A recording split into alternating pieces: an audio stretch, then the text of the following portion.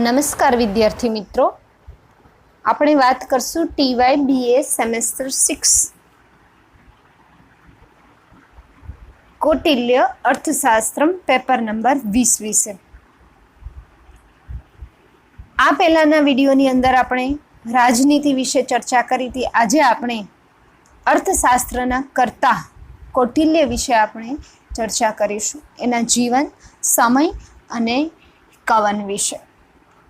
મિત્રો, તમે સૌ કોઈ જાણો છો કે સંસ્કૃત સાહિત્યની અંદર જેમ કવિઓના જીવન, સમય અને કવન વિશે નિશ્ચિત માહિતી નથી મળતી, એ જ રીતે સ્વાભાવિક રીતે અન્ય સાહિત્યચાર્યોની જેમ કૌટિલ્યના જે જીવન છે એના વિશે પણ આપણને કોઈ જ આધારભૂત છે એ સામગ્રી પ્રાપ્ત નથી થતી, પરંતુ એમણે જે ગ્રંથો લખ્યા છે એ ગ્રંથોના અધ્યયન પરથી આપણે એના જીવન વિશે, એના સમય વિશે આપણે થોડી ઘણી માહિતી છે એ પ્રાપ્ત કરી શકીએ. અને એ પણ આપણે ચોક્કસ ન કહી શકીએ, આપણે માત્ર અનુમાન લગાડી શકીએ એના ગ્રંથો ઉપરથી. કૌટિલ્ય, ચાણક્ય, વિષ્ણુગુપ્ત, દ્રામરી, સ્વામી વાત્સ્યાયન, આ વગેરે અનેક નામો છે એ કદાચ એક જ વ્યક્તિઓ માટે વપરાયા હોય એવો એના ગ્રંથોના અધ્યયન પરથી આપણે સિદ્ધ કરી શકીએ. પરંતુ એમાંથી જે કૌટિલ્ય, વિષ્ણુગુપ્ત અને ચાણક્ય છે, આ ત્રણેય વ્યક્તિઓ તો એક જ હશે એ નિસંદેશ આપણે કહી શકીએ એમ છીએ. કૌટિલ્ય છે એના પિતા દ્વારા એનું નામ મળેલું જે હતું એ હતું વિષ્ણુગુપ્ત. નીતિસાર જે કામંદકે લખ્યું છે એના શ્લોકમાં આપણને સ્પષ્ટ જોવા મળે છે, નીતિ શાસ્ત્રમૃતમ ધીમાન અર્થશાસ્ત્ર મહોદધેહે સમુદ્રધે નમસ્તસ્મે વિષ્ણુગુપ્તાય વેધસે. યાદવ પ્રકાશે વૈજયંતી અને ભોજરાજની નામ મલ્લિકામાં આ ત્રણેય નામ એક જ વ્યક્તિ હોવા માટે એક સમાન વાક્ય પ્રાપ્ત થાય છે, કૌટિલ્ય વિષ્ણુગુપ્તો.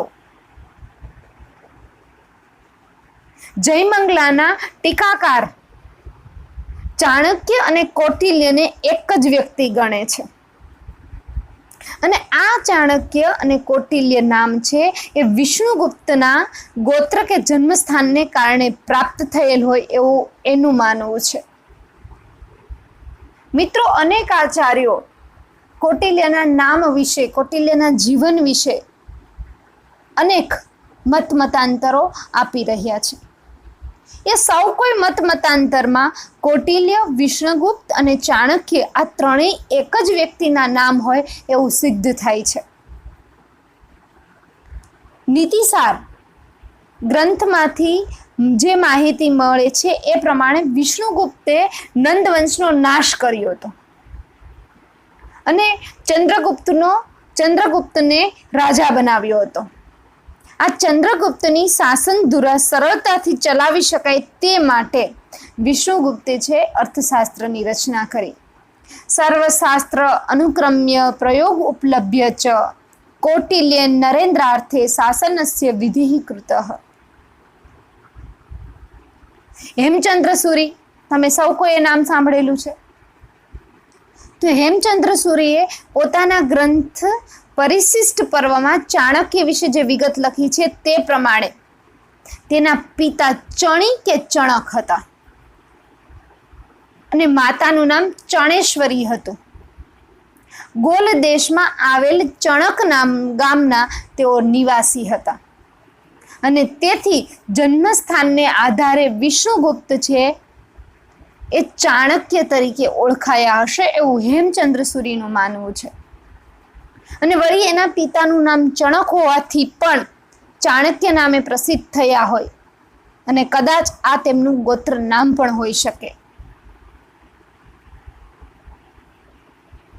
કામંદકીય નીતિસાર છે એમ મુજબ માહિતી જોઈએ તો વિષ્ણુગુપ્ત છે એ વિખ્યાત કૃષિ કુળમાં જન્મ્યા હતા અને વિશ્રુત તેમજ અપ્રતિગ્રહક બ્રાહ્મણ હતા તેઓ. અને જૈન ગ્રંથોમાંથી મળતી માહિતી મુજબ અને ચંદ્રગુપ્તના જીવંત વૃત્તાંત પરથી મળતી માહિતી મુજબ કૌટિલ્યે અર્થશાસ્ત્રની રચના કરી છે. કૌટિલ્ય એ વિષ્ણુગુપ્તનું ઉપનામ હોય તેમ જણાય છે. કુટિલ નીતિને પુરસ્કારનાર, કપટ બુદ્ધિવાળા, છળ કરનાર તરીકે કૌટિલ્યને ઓળખવાની પરંપરા પહેલેથી રહી છે. કુટિલ માર્ગને અનુસરનાર એ કૌટિલ્ય એવું ઉપનામ મળ્યું હોવાની સંભાવના કદાચ વધારે છે. આમે કૌટિલ્ય રાજનીતિના અંતિમ 2 આયામ બૃહસ્પતિ નીતિ કથા અને શુક્ર નીતિ કથામાંથી શુક્ર નીતિને વધુ મહત્વ આપે છે. શુક્ર નીતિ કાર્યની સિદ્ધિ માટે સાધન સુધીની અપેક્ષા રાખતી નથી. જો આ હકીકત સત્ય હોય તો વિષ્ણુગુપ્તને મળેલું કૌટિલ્ય ઉપનામ સાર્થક છે. વિષ્ણુ પુરાણમાં એક કથા મળે છે જેમાં કૌટિલ્ય નામનું મહાબ્રાહ્મણ નંદવંશનો નાશ કરીને મહાપ્રતાપી શાસક ચંદ્રગુપ્તનો રાજ્યાભિષેક કરશે એવો ઉલ્લેખ ત્યાં જોવા મળે છે. આ પરથી પણ સિદ્ધ થાય કે કૌટિલ્ય છે એ કદાચ વિષ્ણુગુપ્ત જ હોઈ શકે. અને એક પરંપરા પ્રમાણે ચાણક્ય, વરરુચિ અને પાણીની ત્રણેય બાળપણમાં સહાધ્યાયીઓ હતા અને તક્ષશિલાના વતની હતા.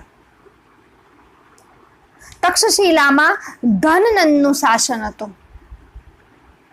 ધનનંદે આ ત્રણેય પોતાના રાજ્યની અંદર રાજ્યાશ્રય આપ્યો હતો, પરંતુ કોઈક સમયે ધનનંદના પુત્રથી ચાણક્યનું અપમાન થયું. પરિણામે ચાણક્યએ અપમાનનો બદલો લેવાનો એક નિશ્ચય કર્યો અને મગધનો ત્યાંથી ત્યાગ કરીને ચાલ્યા ગયા. ફરતા તેઓ ચંદ્રગુપ્તની માતા મુરા પાસે આવ્યા અને મુરાને સગર્ભાવસ્થામાં ચંદ્રબિંબ ગળવાની ઈચ્છા થઈ. ચાણક્ય તેના દોહદને પૂર્ણ કરવાનું વચન આપ્યું, પણ શરત મૂકી કે જો તેને પુત્ર જન્મે તો તેને ચાણક્યને સોંપી દેવો. ચાણક્યે પાણીમાં ચંદ્રબિંબ પાડીને તે પાણી મુરાને પીવડાવીને તેના દોહદને પૂર્ણ કર્યા. પછી મુરાએ પુત્રને જન્મ આપતા કૌટિલ્ય તેને પોતાનો શિષ્ય બનાવ્યો અને રાજનીતિનું જ્ઞાન આપ્યું અને અસ્ત્ર શસ્ત્ર ચલાવવામાં પ્રવીણ બનાવ્યો. ચંદ્રગુપ્ત યુવાન થતા તેના સૈન્ય સાથે મગધ દેશ પર આક્રમણ કરી નંદવંશનો નાશ કર્યો અને કૌટિલ્ય ચંદ્રગુપ્તને મગધનો સમ્રાટ બનાવ્યો અને સ્વયં તેના મહાઆમાત્મા બની ગયા. આ સમય દરમિયાન કૌટિલ્ય ચંદ્રગુપ્ત માટે અર્થશાસ્ત્રની રચના કરી રાજ્યનો વિસ્તાર કરાવીને ગુપ્ત સામ્રાજ્યને દૃઢ બનાવ્યું હોય એવું પણ સિદ્ધ થઈ શકે. ઘણા સમય સુધી ચંદ્રગુપ્તે મગધ પર શાસન કર્યું અને ઉત્તરાવસ્થામાં જૈન ધર્મની દીક્ષા લીધી. ચંદ્રગુપ્ત પછી તેનો પુત્ર બિંદુસાર રાજગાદી પર આવ્યો, પણ તે શારીરિક રીતે અને માનસિક રીતે નબળો હોવાથી કૌટિલ્યને તેની સાથે મતભેદ થયો અને જેના કારણે કૌટિલ્ય મગધનું મહાઅમાત્ય પદ છોડ્યું અને વાનપ્રસ્થી બની ગયા. એક કથા આવી પણ મળે છે. કૌટિલ્ય રાજનીતિના પ્રખર પંડિત હતા એ તો સિદ્ધ જ છે, પરંતુ તેમનું વ્યક્તિત્વ અત્યંત ક્રોધી, મહાપરાક્રમી, વિદ્વાન, અસ્ત્રશસ્ત્રોના પ્રયોગમાં પ્રવીણ તથા કાર્યસિદ્ધ માટે સતત જાગૃત રહેનાર હતા. અર્થશાસ્ત્રનો અભ્યાસ કરતા જણાય કે તેમણે રાજનીતિ ઉપરાંત વિવિધ શાસ્ત્રોનો પણ ઊંડો અભ્યાસ કર્યો હશે. એણે ફિલોસોફી વિશે એટલું ચિંતન કર્યું હશે. તેમના દાર્શનિક વિચારો અર્થશાસ્ત્રમાં બધી જ જગ્યાએ લગભગ આપણને જોવા મળે છે. મેધાવી, પ્રતાપી અને તેજસ્વી એવા કૌટિલ્ય ભારતીય રાજનીતિના ઇતિહાસમાં પોતાનું એવું અમર નામ કરી ગયા કે એમાં આજે પણ એનું નામ એટલું જ ગુંજે છે ને એમાં કોઈ જ પ્રકારની શંકા નથી. મિત્રો, આ થઈ થોડી ઘણી એના જીવન વિશે એક ચર્ચા. જો આપણે એના સમયની ચર્ચા કરીએ તો જેમ એના જીવન વિશે કોઈ આધારભૂત માહિતી પ્રાપ્ત થતી નથી, એ જ રીતે એના સમય વિશે પણ કોઈ ચોક્કસપણે એનો સમય આપણે નિશ્ચિત કરી શકીએ તેમ નથી. અને આ જ કારણે દેશ વિદેશના વિદ્વાનો પણ કૌટિલ્યના સમય વિશે મતભેદ એના મનમાં પણ આજે પ્રવર્તી રહ્યો છે. ડોક્ટર જ્વલી, વિન્ટરનીઝ વગેરે કૌટિલ્યને ઈસવીસનની પૂર્વ 3જી સદીમાં થઈ ગયેલ મારે છે, પરંતુ ડોક્ટર કાશી પ્રસાદ જયાસ્વલે આ વિદ્વાનોની દલીલોનું યુક્તિ પુરસ્કાર ખંડન કરીને કૌટિલ્યનો સમય ઈસવીસન પૂર્વે 4થી સદી નિર્ધારિત કરે છે. ડોક્ટર વિદ્યાલંકારે પણ ડોક્ટર જાયસવાલની દલીલોનું સમર્થન કર્યું છે. આ ઉપરાંત કેટલાક વિદ્વાનો એવા પણ થઈ ગયા કે જે ઈસવીસન પૂર્વે 1મ સદીથી લઈને 4થી સદી સુધી પોતપોતાના ગ્રંથોમાં અર્થશાસ્ત્રનો ઉલ્લેખ કર્યો છે. અને તેમાંથી જ એ લોકોએ કૌટિલ્યના અર્થશાસ્ત્રોમાંથી ઉદ્ધરણો પણ ટાંક્યા છે, અથવા તો કૌટિલ્યના અર્થશાસ્ત્રમાંથી ઘણા બધા શબ્દોનો એમણે પ્રયોગ પણ કરેલો છે. કાલિદાસે રઘુવંશ તથા કુમાર સંભવમાં સ્વર્ગ ભિષ્યાશંદવ માનનમ શબ્દની વ્યાખ્યા આપી છે, જેનો કૌટિલ્યના જનપદ નિવેશ અધ્યાયમાં સ્વદેશ દેશાભિષંદ બને મને નવા નિવેશત આ રીતે સમાનતા પ્રાપ્ત થઈ છે. જે વાત કાલિદાસે કરી છે એ જ વાત કૌટિલ્યના અર્થશાસ્ત્રમાં પણ મળે છે. શાકુંતલમાં, અભિજ્ઞાન શાકુંતલમાં મળતો જે મૃગ્યાલાભ વાળો શ્લોક છે એ અર્થશાસ્ત્રમાં પણ થોડા ઘણા શબ્દભેદથી પ્રયોજાયેલો છે. મનુસ્મૃતિ અને યાજ્ઞવલ્ક્ય સ્મૃતિનું કન્ટેન્ટ આપણે સૌ કોઈ જાણીએ છીએ. એમાં પણ થોડા ઘણા અંશે કૌટિલ્યના શબ્દોનો પ્રયોગ થયેલો હોય એવું જણાય છે. કાલિદાસનો સમય ઈસવીસન પૂર્વે 4થી સદી માનવામાં આવે છે. તેથી કૌટિલ્ય તેનાથી થોડા જ પુરોગામી હોય કે સમકક્ષ હોય એવું આપણે અનુમાન લગાવી શકીએ. ઈસવીસનની 3જી સદીમાં રચાયેલ કામસૂત્ર અર્થશાસ્ત્ર સાથે ઘણું બધું સામ્ય ધરાવે છે. મહાકવિ બાણે પણ કાદંબરીમાં અર્થશાસ્ત્રનો નિકૃષ્ટ શાસ્ત્ર તરીકે ઉલ્લેખ કર્યો છે. જો કે બાણ અર્થશાસ્ત્રનો શા માટે નિકૃષ્ટ શાસ્ત્ર કહે છે એ સમજાતું નથી. ગમે તે હોય, પણ એ બાબત કૌટિલ્યના સમય નિર્ધારણ માટે આપણે નોંધવી જરૂરી છે. બાણનો સમય 7મી સદી માનવામાં આવે છે, તો બની શકે કે થોડા ઘણા સમય બાણ પહેલા કૌટિલ્ય થયા હોય. સંસ્કૃત સાહિત્યમાં જેને અદ્વિતીય નાટક તરીકે ખ્યાતિ પ્રાપ્ત થયેલ છે તેવા મુદ્રા રાક્ષસમાં કૌટિલ્યને નાયક બનાવીને તેના જીવન અંગે આછોપાતો પરિચય આપવાનો સુંદર પ્રયાસ એક મુદ્રા રાક્ષસ નાટકમાં થયેલો છે. અને તેમાં દર્શાવવામાં આવતા રાજકીય કાવા દાવા, વ્યૂહ, યોજનાઓ, વિષકન્યાનો પ્રયોગ, ભેદ નીતિ, ગુપ્તચરનું કાર્ય, વેશ પરિવર્તન આ બધું જ અર્થશાસ્ત્ર સાથે ઘણા અંશે સમાનતા ધરાવે છે. અને મુદ્રા રાક્ષસના રચનાકાર વિશાખ દત્તનો સમય ઈસવીસન 5મી સદીનો માનવામાં આવે છે.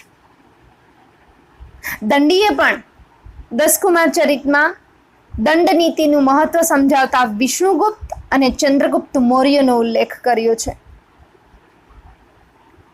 અધિસ્વતાવદ દંડ નીતિમ યમ ઇદાનીમ આચાર્ય વિષ્ણુગુપ્તેન મૌર્યાર્થે ષડભિઃ શ્લોક સહસ્રૈઃ સમક્ષિપ્તા. નીતિસારના રચયિતા કામંદકે પોતાનો ગ્રંથ કૌટિલ્યના અર્થશાસ્ત્રને આધારે જ રચેલ છે તેવો ઉલ્લેખ કરીને વિષ્ણુગુપ્તને નમસ્કાર કર્યા છે. નીતિશાસ્ત્રમ અમૃતમ ધીમાન અર્થ મહોદતે સમુદ્રતે નમસ્તસ્મે વિષ્ણુગુપ્તાય વેધસે.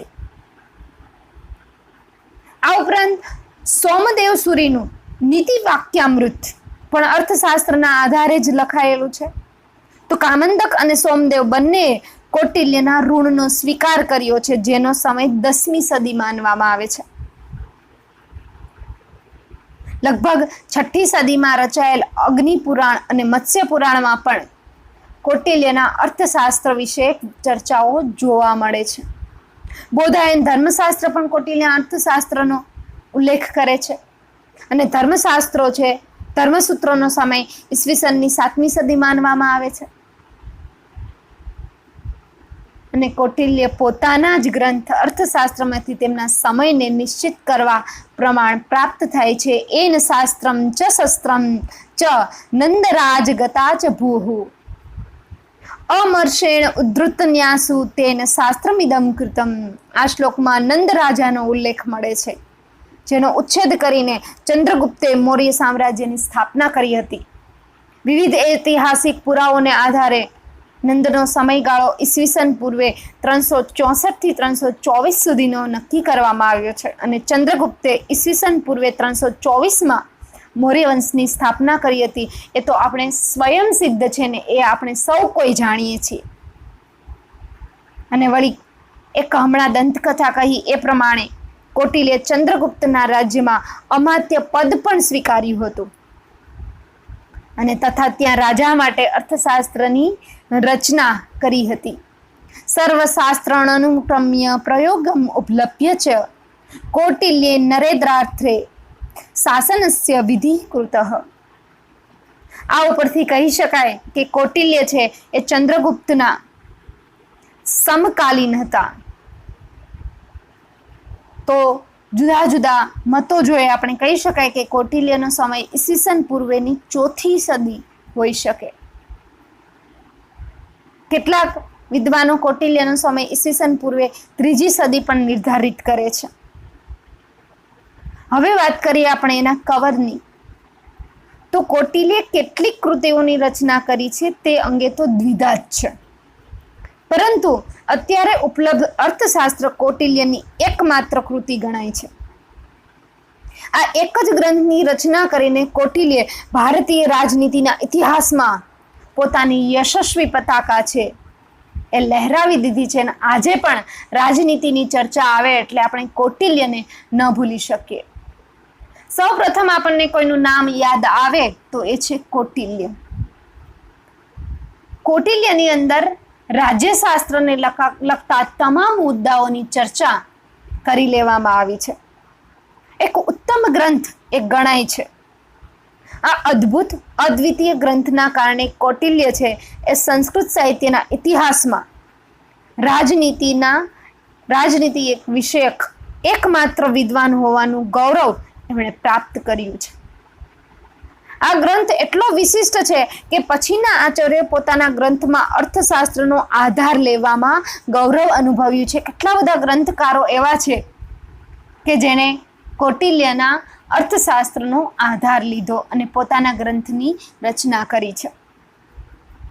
આ ઉપરાંત નીતિ વિષયક સૂત્રો પણ કૌટિલ્યના નામે ચઢાવેલા હોય એવું લાગે છે. કૌટિલ્ય અંગે બીજા જે નામો પ્રાપ્ત થાય છે તેને જો સાચા માનીએ તો બીજા કેટલાક ગ્રંથો કૌટિલ્ય રચ્યા હશે એવું કહી શકાય, પરંતુ હજુ વધુ સંશોધન ન થાય ત્યાં સુધી આ અંગે આપણે કોઈ જ કાંઈ કહી શકીએ એમ નથી. અત્યારે આપણી પાસે કૌટિલ્યની એકમાત્ર કૃતિ અર્થશાસ્ત્ર પ્રાપ્ત થાય છે. ડૉક્ટર કીથ, વિન્ટરનિટ્સ, ડૉક્ટર જોલી, doctor Shri રામશાસ્ત્રી, હિલેબ્રાન્ડ, હર્ટલ, Jacobi, doctor Kashi પ્રસાદ જયસ્વાલ, ડૉક્ટર વિદ્યાલંકાર વગેરેએ કૌટિલ્યના જીવન, સમય અને અર્થશાસ્ત્રના કર્તૃત્વ અંગે વિવિધ દલીલો કરીને આ મહાન રાજનીતિજ્ઞ અંગે જિજ્ઞાસા વૃત્તિ દાખવીને એમના જીવન, સમય અને કવન વિશે એમના ગ્રંથો પરથી માહિતી જે મળે છે એના પરથી પ્રકાશ પાડવાનો પૂરેપૂરો પ્રયત્ન કર્યો છે. વાચકની સામે કૌટિલ્યનું જીવન, સમય અને કવન છે એ રાખવાનો એક સુંદર ઉત્તમ પ્રયાસ વિવિધ આચાર્યોએ કરેલા હોય એવું એના જીવન ઉપરથી આપણે સિદ્ધ કરી શકીએ છીએ. અસ્તુ.